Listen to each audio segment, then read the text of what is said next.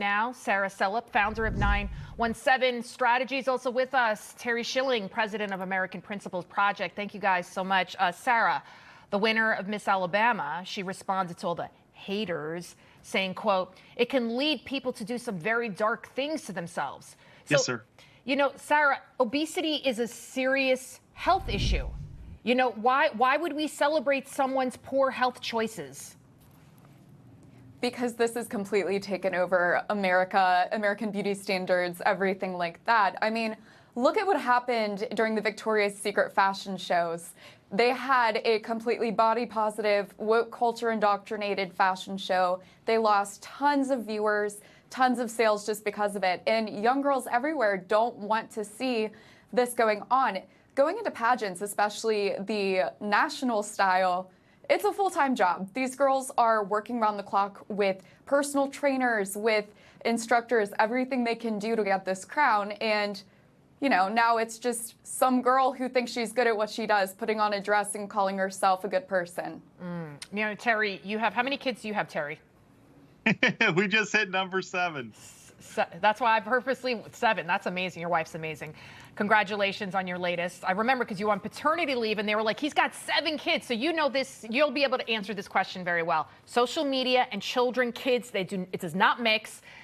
Have you ever heard of this new trend? It's called Senior Assassin. It's a game of tag where high schoolers pretend to shoot each other. They use fake guns, sometimes a water gun, to hit each other. But now the game has taken a dark turn. Shocker, right? 2 schools in New York went into lockdown because people thought a student in the area had a real gun. And then in Kansas, a high school senior was left paralyzed from the waist down when a furious father shot him in a Walmart parking lot after the teen fired a toy gun at the man's daughter as part of this stupid game.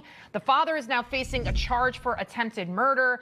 How do we get our kids to not participate in these ridiculous trends that they find on social media? Well, firstly, you know, I remember being in high school and they played a similar game, but it was with Nerf guns. The real problem, though, Lydia, is that kids today in the world that we live in is not the early 2000s. Things are a lot more unstable. There's a lot more violence. It's a lot more likely that you would see kids on the street today with actual guns. And so it's just far too dangerous. What I'm doing with my children is I'm going on offense. And frankly, I'm having to go on offense on things that I had to learn about just a few years ago, like this trans nonsense. But there's so much stuff that's going on online. It's just far too dangerous. We really should have age verification and age limits for all social media accounts. It's probably harmful to adults, but it's absolutely harmful to children.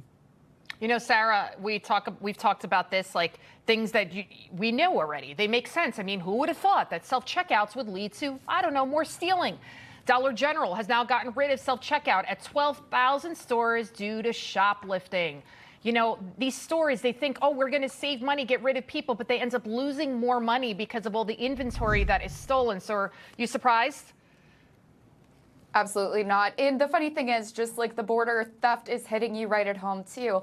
Every time I see Dollar General, it's in a suburban area. It's not, you know, downtown D.C. or something like that. But to get rid of thousands and thousands of self-checkouts is absolutely insane. But from my personal experience, I can't remember ever going into a Dollar General and then having some sort of, you know, I would have to go to the checkout line. But at the same time, it has to do with theft.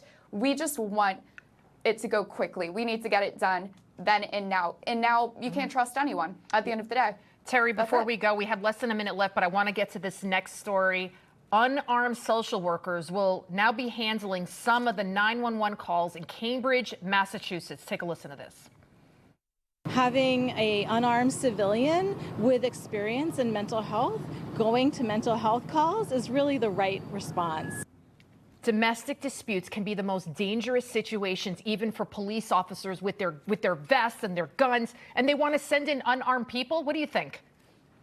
Well, obviously, evil exists. We've known this for some time. That's why we have law enforcement. And by the way, I have friends that are cops, and they're all trained in how to deal with this. To act like cops aren't receiving the proper training and know how to deal with this, this whole police violence thing is absolutely overblown. It's just absolutely terrible. But the unfortunate thing is that a lot more innocent people and a lot more of these social workers are going to get hurt in the process. Evil exists, and you need to be stronger than evil in order to defeat it.